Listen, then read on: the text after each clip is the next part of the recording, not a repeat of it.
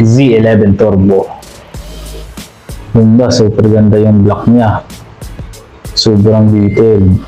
Oh, super talaga. Oh, pati yung icon niya, nag-iba pala yung kulay pag natapat sa araw. Icon Z11 Turbo. Ayan, si Sir, pumawa sa akin ng Icon Z11 Turbo. Sobrang sipag nito, naglakad pa lang yung isa. Size naman niya. Yan, ha? So, guys, no? With 100 watts charger. With case. Yan.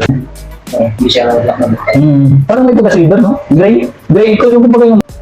Kasi yung black kasi, ganyan talaga yung black eh. Yung gray eh.